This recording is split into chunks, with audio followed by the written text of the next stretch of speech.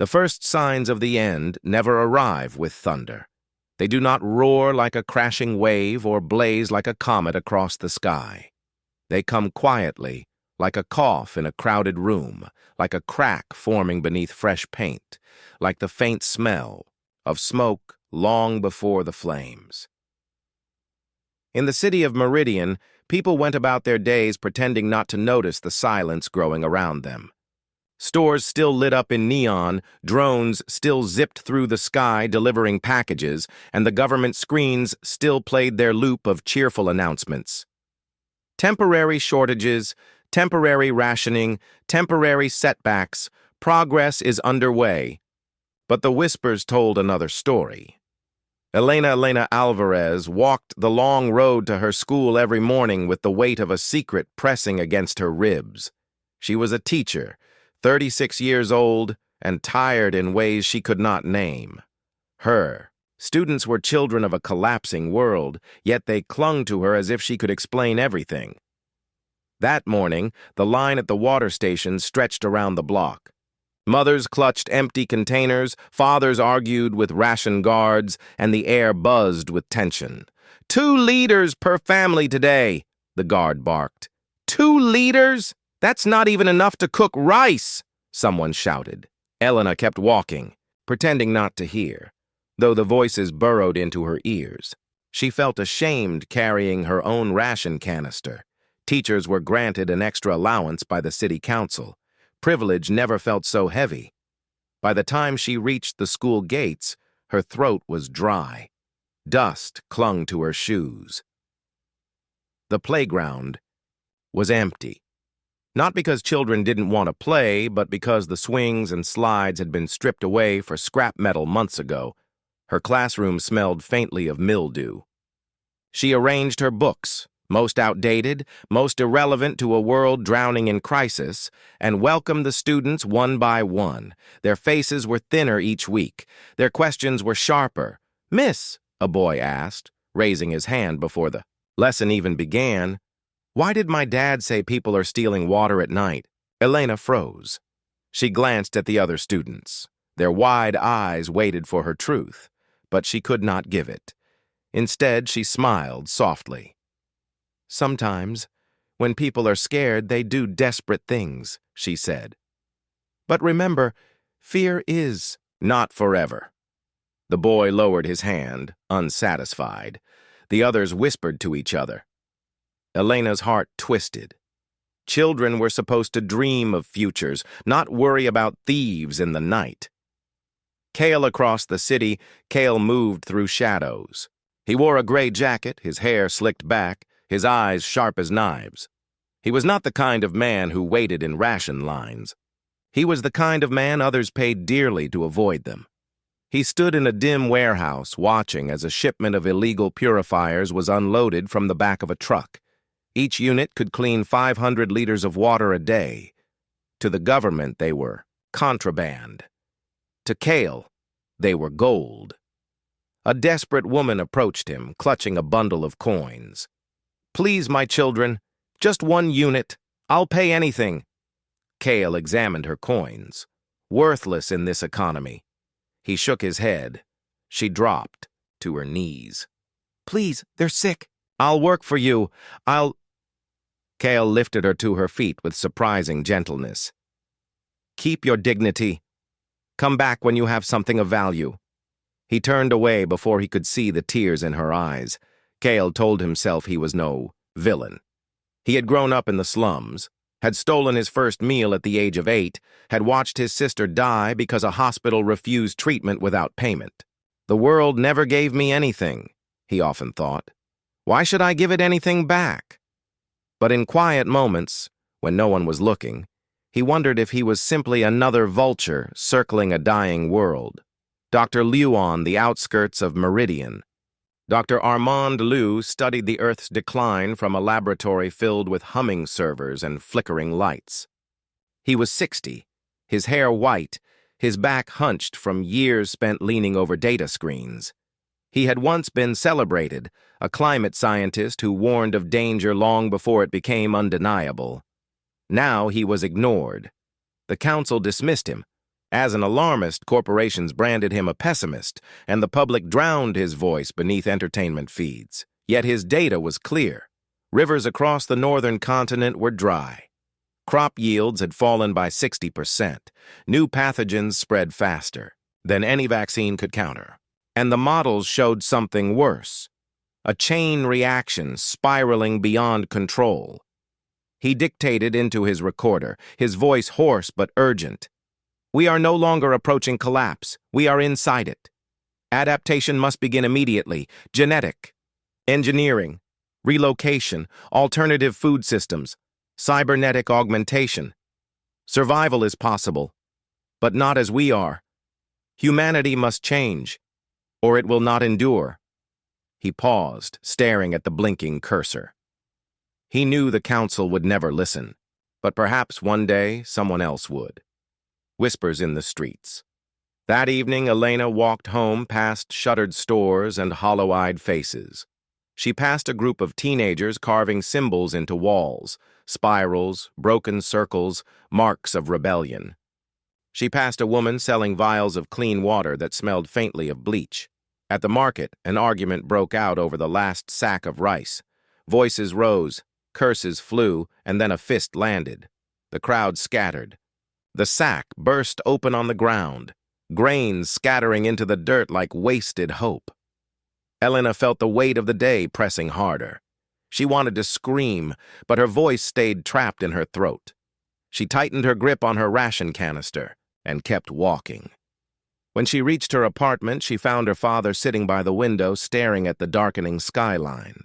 He had grown frail in recent months, his cough more frequent, his smile thinner. "You're late," he rasped. The market was crowded. He nodded, eyes distant. "It reminds me of the famine when I was a boy. People said it would pass. They said things would get better, but they only got worse." Elena sat beside him. "Do you think we'll make it through this?" He turned to her, his eyes bright despite his frailty. "Humans always adapt. That's what makes us strong." But his voice cracked on the last word, and Elena wasn't sure if he still believed it. Rising tension, in the following weeks, the whispers of collapse grew louder. Power outages lasted longer. Ration lines grew shorter, not because supplies improved, but because many had nothing left to collect. A rumor spread that the council had hidden vast reserves of water in underground vaults, guarded by private militias. Protests began in the city square. At first, they were peaceful, chants, banners, voices demanding truth. Elena avoided them, focusing on her students. But even in her classroom, the unrest seeped in.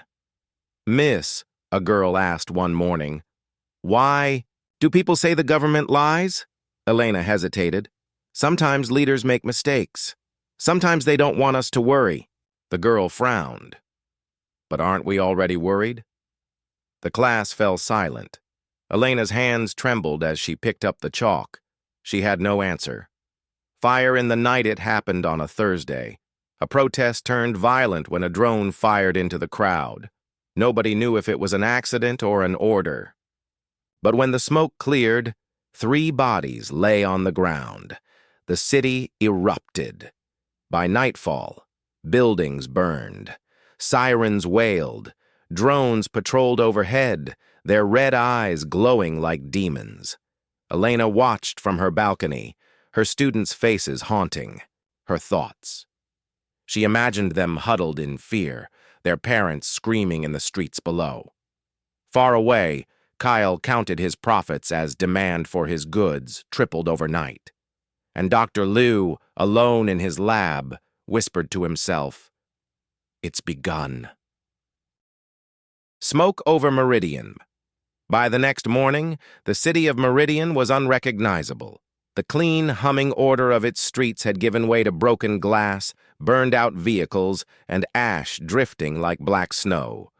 Government broadcasts urged calm, but the footage of the shootings had already spread.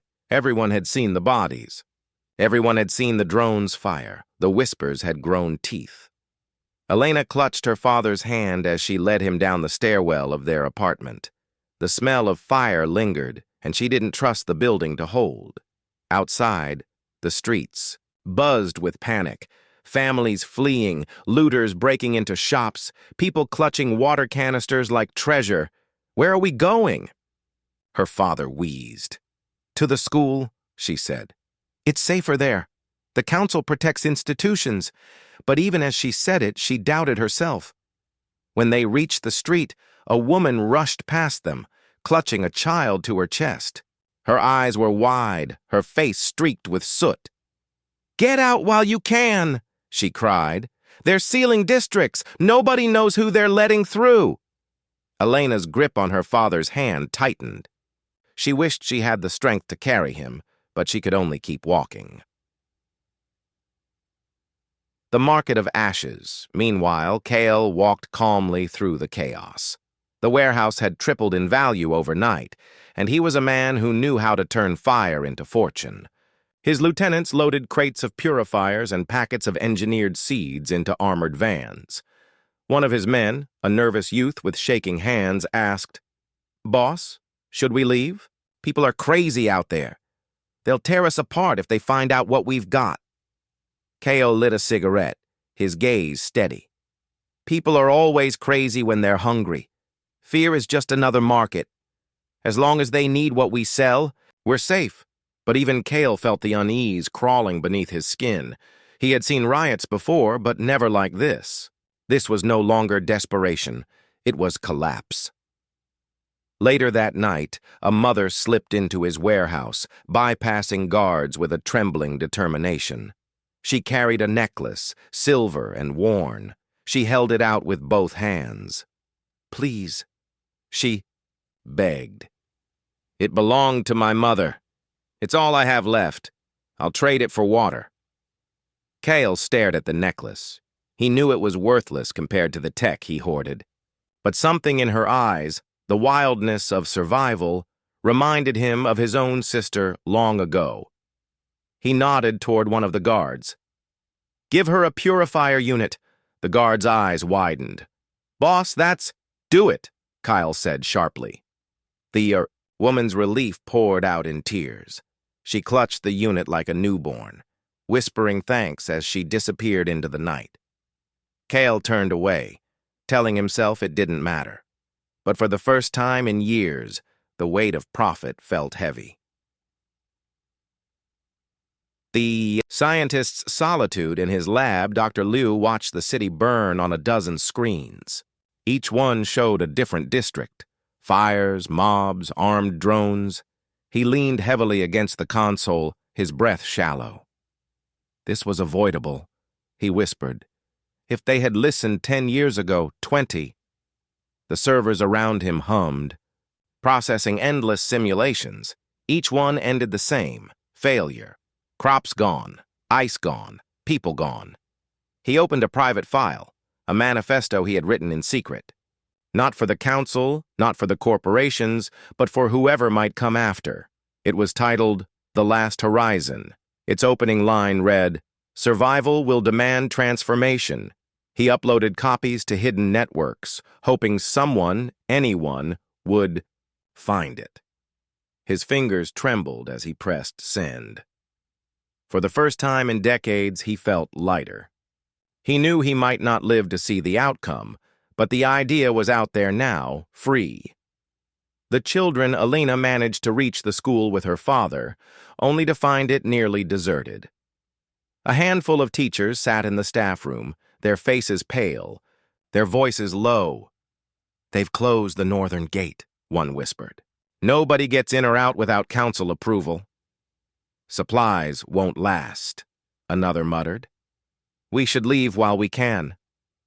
Elena ignored them and opened her classroom.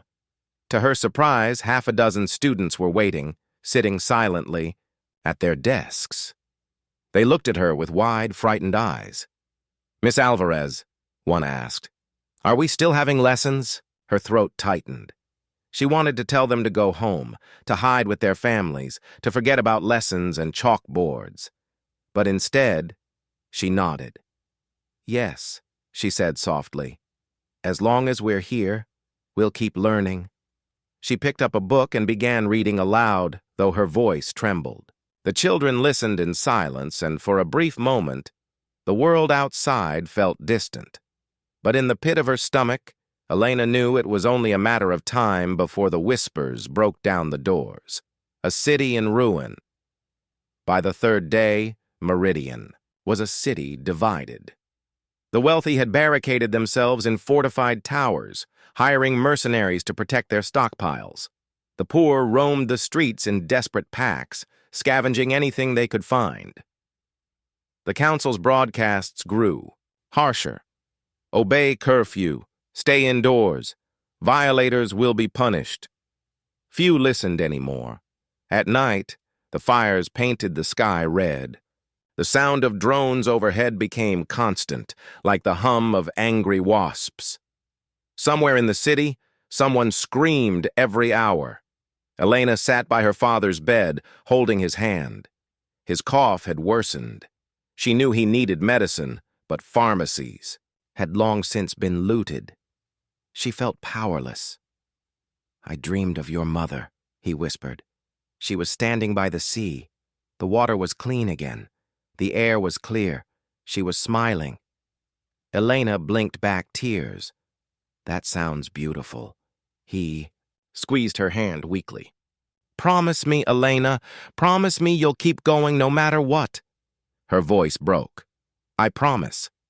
The breaking point on the 7th day, the council announced new ration laws, 1 liter of water per family, distributed weekly. The city erupted. Crowds flooded the square, louder and angrier than before. They carried makeshift weapons, pipes, boards, broken bottles. Their chants shook the air. Elena tried to stay inside, but the noise drew her to the window. She saw the sea of people, their faces twisted with hunger and fury. She saw the drones circling overhead, their red eyes glowing, and then it happened again. The first drone fired. The crowd surged. Explosions echoed. Smoke filled the sky. Meridian was no longer a city. It was a battlefield. Closing far above, satellites continued their silent watch.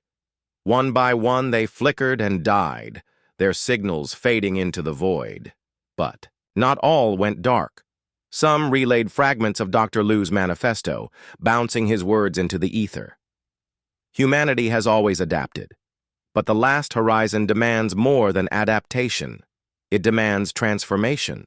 On the streets of Meridian, Elena held her father close as the world outside screamed. Kale loaded the last of his supplies into a convoy, preparing to vanish into the chaos. Dr. Liu sat alone in his lab, staring at the stars beyond the glass. The whispers of collapse had become a roar, and it was only the beginning. The fires had burned out, but the smoke lingered for weeks. It clung to the cracked windows of Meridian, coated the air vents, and sank into clothes so deeply that no washing could remove it. People stopped noticing after a while. They grew used to breathing ash the way they grew used to eating less, drinking less, expecting less. Scarcity had become the rhythm of life. Elena sat at her desk in the school, her father's cough echoing in her memory. He had grown weaker, his skin pale, his voice faint. Medicine was gone from the pharmacies, hoarded by the council and sold at impossible prices in Kale's markets. Her students trickled into the classroom one by one, thinner than the week before. Their eyes darted toward her desk, not for lessons, but for the food jar she sometimes kept there. A jar of dried fruit her father insisted she take to class instead of keeping for him. She opened the jar and passed it around. Each child took one piece, some too shy to meet her eyes. "Thank you, Miss Alvarez," whispered little Sophia, her lips chapped and cracked. Elena forced a smile. A teacher takes care of her students. But inside, guilt gnawed at her. Each piece of fruit given to the children was a piece not given to her father. Every act of kindness felt like betrayal. Later that day, when the children wrote essays about the future, Elena read their words in silence. In the future, there will be water again. In the future, nobody will fight at the stations.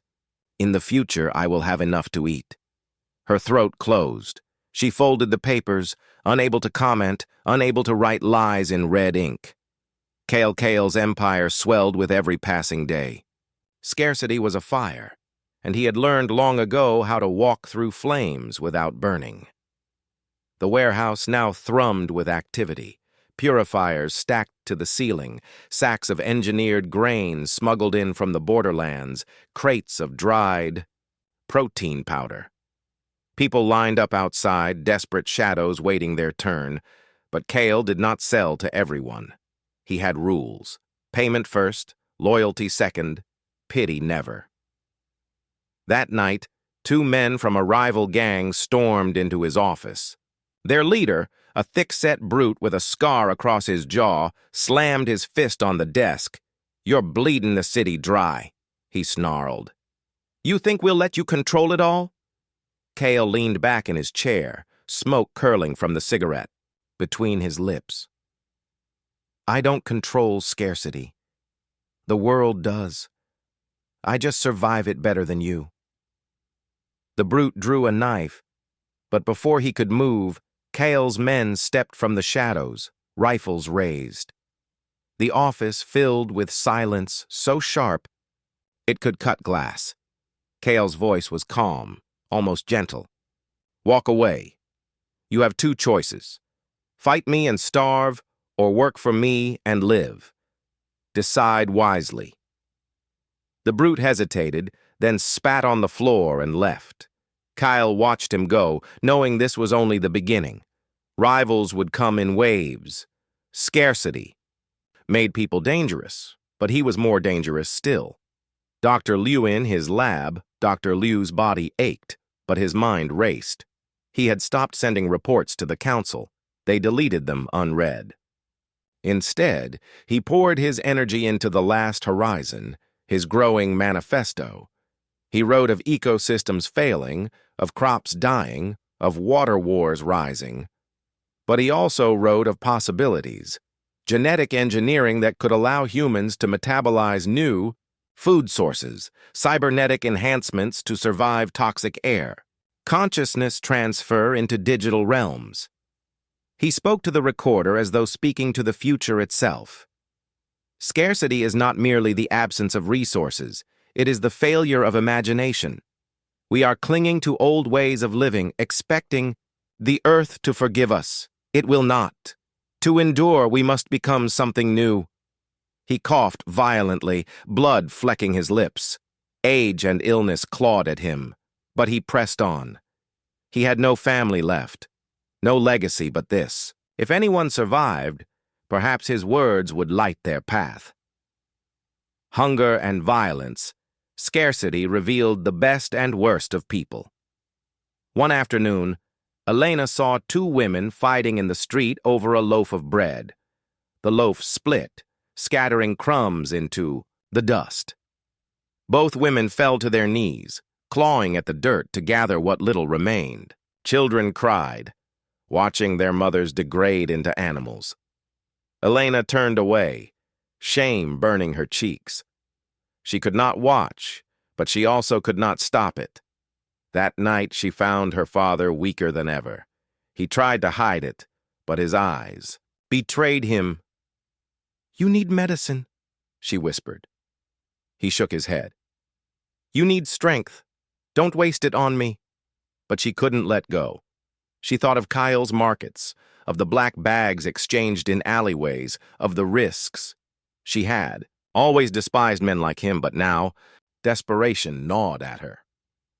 The next morning, she left early, telling her students she had errands. She made her way to Kyle's warehouse. The deal. The line outside Kyle's warehouse stretched around the block. Families clutched scraps of jewelry, heirlooms, broken electronics, anything they thought might buy survival. Elena waited hours before she finally stood before him. Kale studied her carefully. "You're a teacher," he said, as though it were a crime. "My father is sick," she replied. He needs medicine.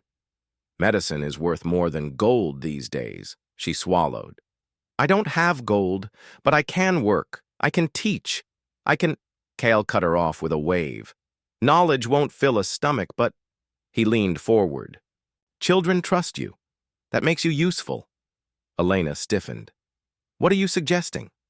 Loyalty is rare in this city. If you vouch for someone, I'll know they're good for payment. His eyes narrowed. Bring me customers. In exchange, I'll see what I can do about your father. Elena's stomach turned. To barter her reputation, her students' parents, for scraps of medicine?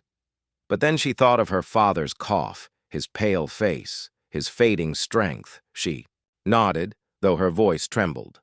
I'll do it. Kyle smiled thinly. Good. You're smarter than most.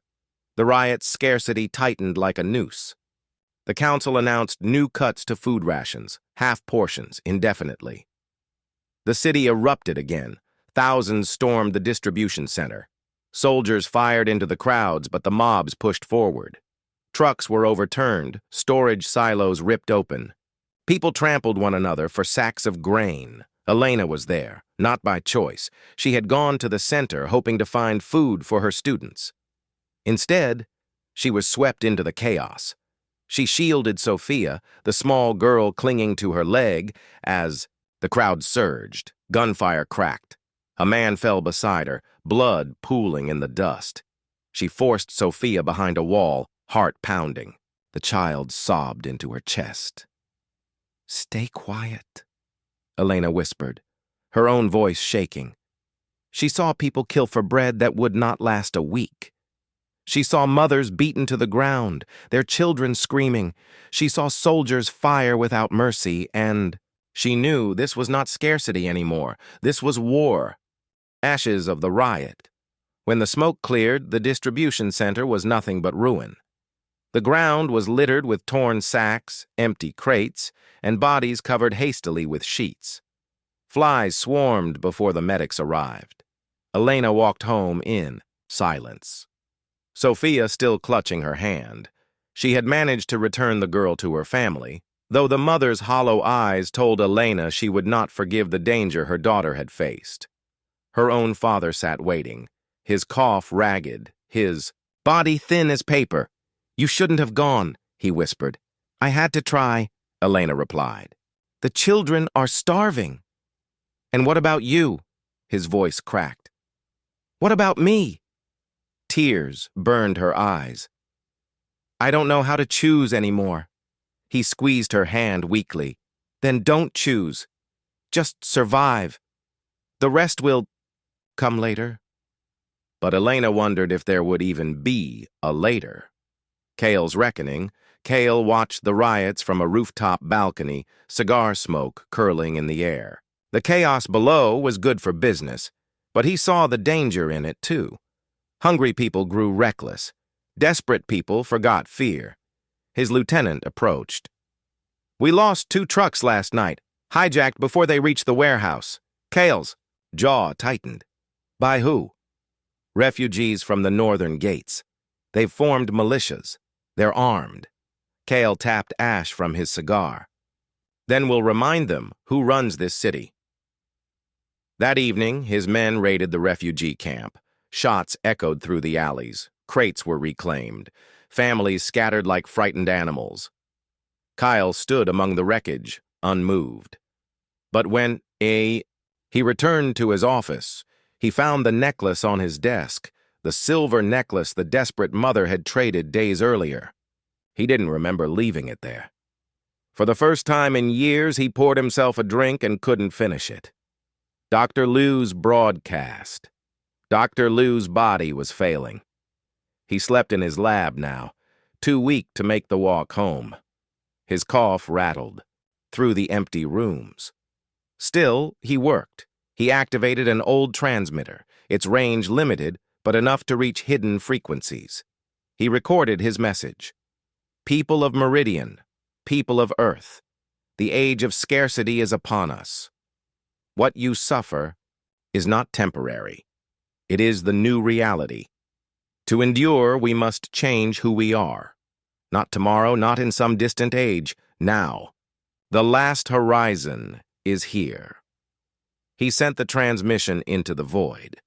Maybe no one would hear. Maybe it would vanish into static. But he felt lighter for having said it aloud. That night he dreamed of oceans rising, of forests burning, of cities turning to dust. But in the dream, he also saw something else. Children with glowing eyes breathing toxic air without harm, women with skin adapted to drought, men whose bones carried them across ruined landscapes with ease. A new humanity. A possible humanity. He woke with tears on his cheeks. A teacher's desperation. Elena could not ignore her father's decline. His breaths grew shallow, his cough more violent. She returned to Cale, hatred and shame in her heart, but no choice in her steps. Cale raised an eyebrow when she entered. "You again?" "My father is dying," she said. "You promised medicine." Kyle leaned back, studying her. "I promised nothing, but I keep bargains. Have you brought me customers?" Elena clenched her fists. "I've told people where to find you. Parents, neighbors, they'll come." Kyle smiled faintly. "Good. Then so will the medicine." He gestured to a small vial on his desk. "Enough to help, not enough to cure." Elena reached for it, but Kyle held her gaze. "Understand? This, teacher. Scarcity doesn't end. You'll be back." She snatched the vial and stormed out, trembling with rage. Yet when she gave the medicine to her father and saw him sleep peacefully for the first time in weeks, guilt dissolved into relief.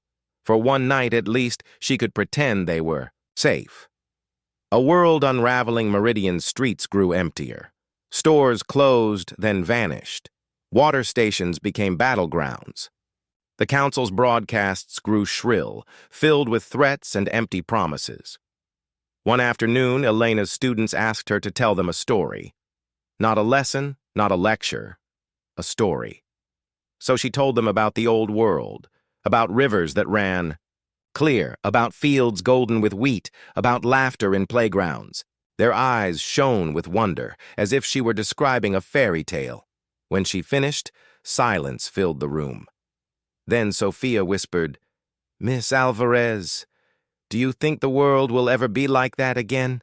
Elena forced a smile, though her chest ached. Maybe not the same, but better someday. The children believed her. She wasn't sure she believed herself. Scarcity of the soul scarcity did more than empty stomachs. It emptied hearts. Neighbors stopped sharing. Families stopped trusting. Violence became casual, ordinary. Where once people saw friends, now they saw competition. Elena watched her city change into something unrecognizable. Kyle watched his empire expand, yet felt emptier with every deal. Dr. Liu watched his body decay, but clung to hope in his visions of a transformed humanity. Each of them was bound by the same truth. Scarcity was not just around them, it was inside them. The final scene of Scarcity. One night, the city fell silent. No drones buzzed, no riots stirred. The air itself felt heavy, as though Meridian was holding its breath. Elena sat by her father's bed, listening to his shallow breaths. Cale stood on his balcony, staring at the empty streets below. Dr. Liu typed the final words of his manifesto, his trembling hands barely pressing the keys. And in that silence, each of them felt it. The world they had known was gone. The age of scarcity had begun. The market of Shadow's Meridian's markets had once been filled with laughter, bargaining, the smell of roasted food.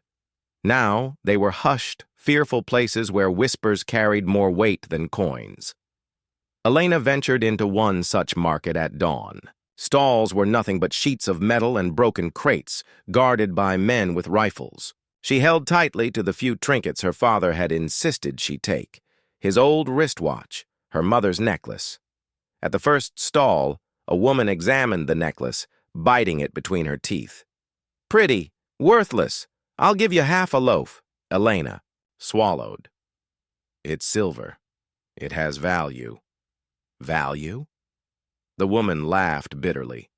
Silver won't feed your father. Take the bread or leave. Elena took it, her hands trembling. As she turned away, she saw a boy dart from the shadows, snatching a handful of dried beans from another stall. The merchant caught him by the hair and struck him across the face. No one intervened, not even Elena.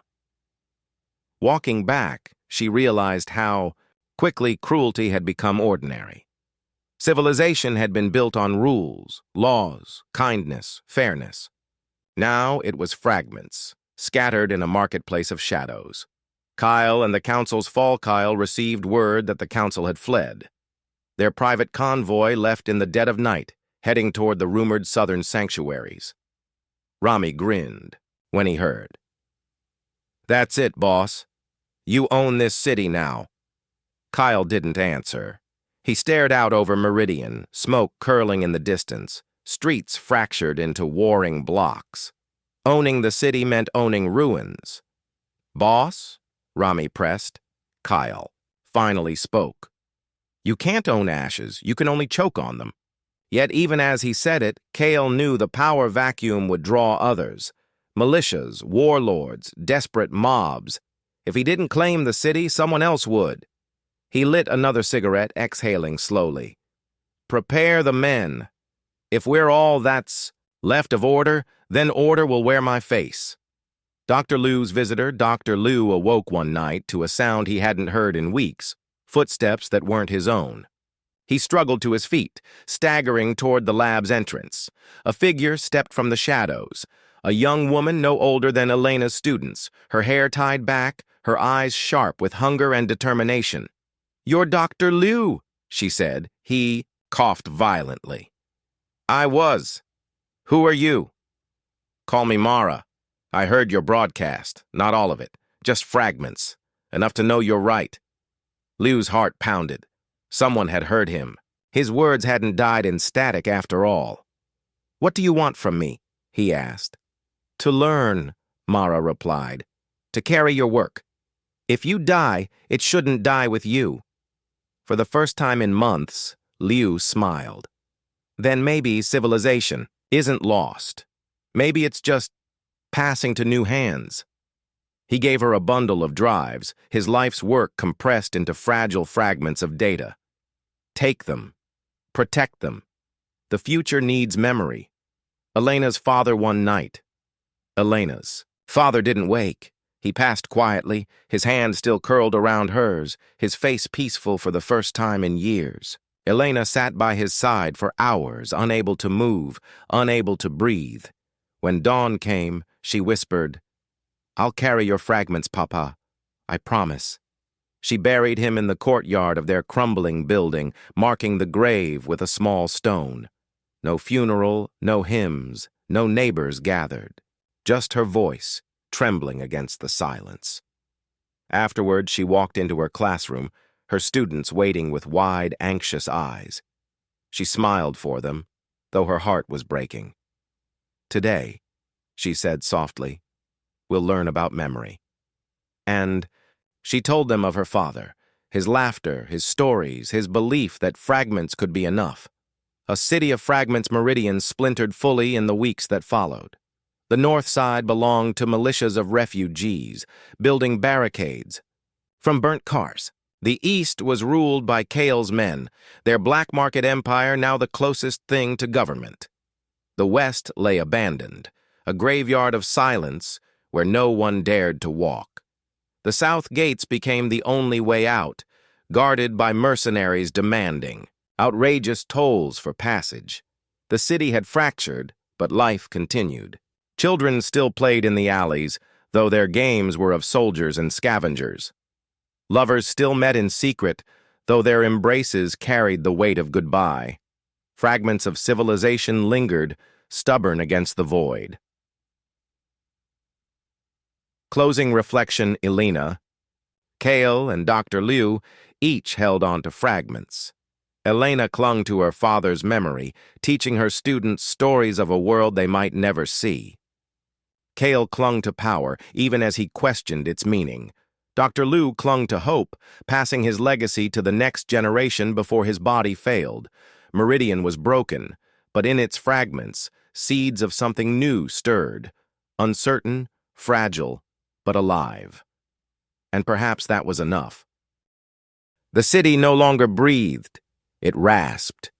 Meridian's once bustling heart had slowed to a sickly pulse, its streets carved into enclaves, fortified towers of the rich black market zones ruled by warlords, and empty districts where only the desperate dared to walk.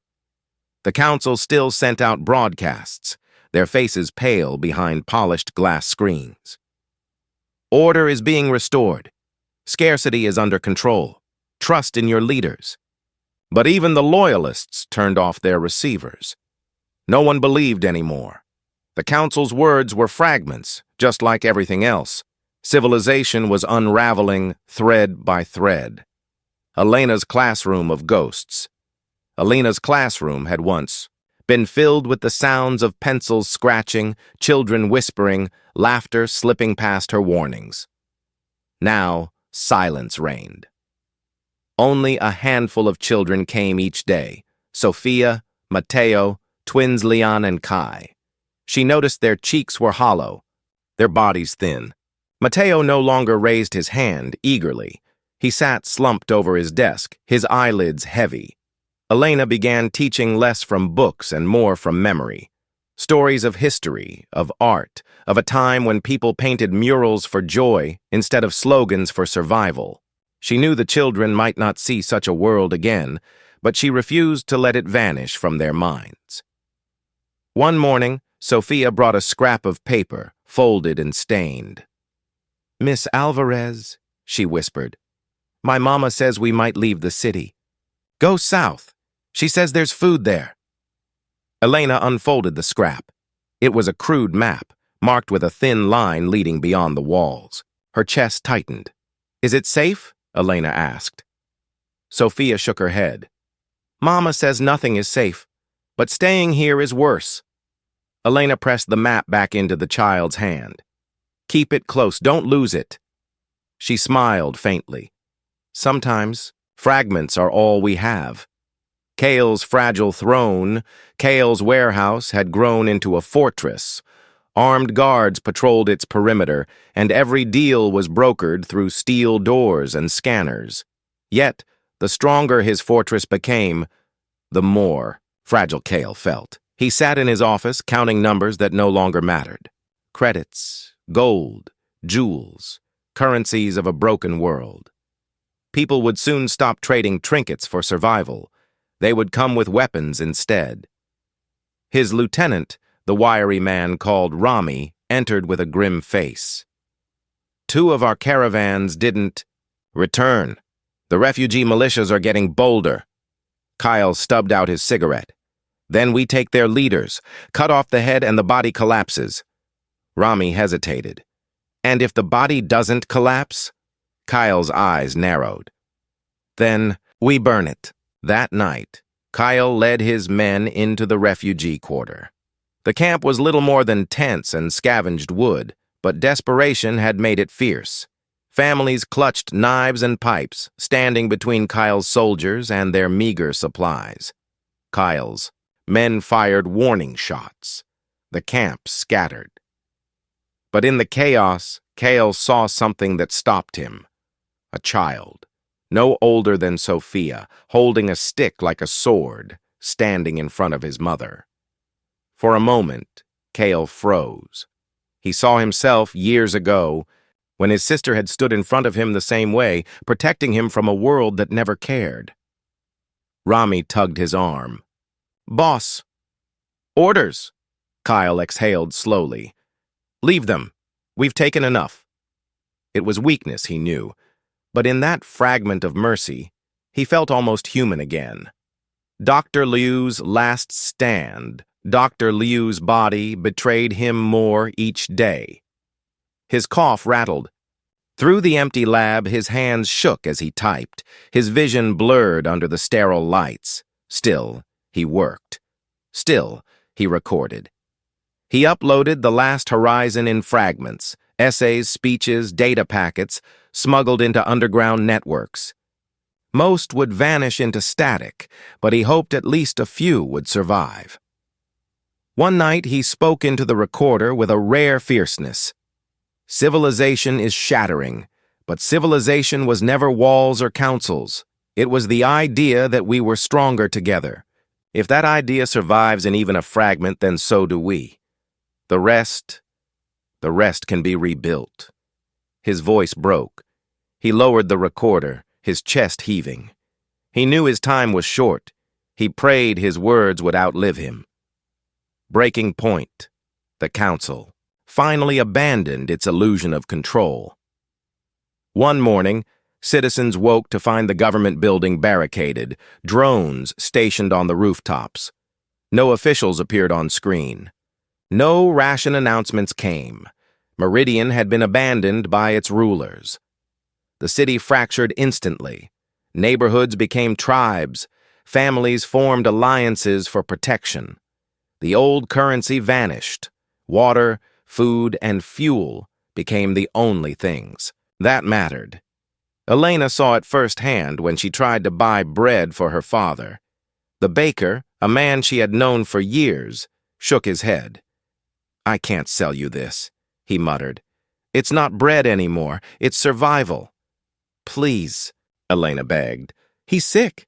But the man turned away, shame in his eyes. As she walked home empty-handed, Elena realized something chilling. She no longer recognized her own city. The faces were the same, the streets familiar, but the soul of Meridian was gone. The silent streets at night. The streets grew quieter than ever before. Not safe, never safe, but empty, hollow, as though the city itself was dying. Elena sat by her father's bed, reading to him from a worn book of poetry. He listened with closed eyes, smiling faintly at the sound of her voice. "Do you believe in tomorrow?" he asked softly. Elena swallowed. "I have to. For the children." "Then hold on to that," he whispered. "Fragments are enough if you keep them safe." His words stayed with her long after he fell asleep.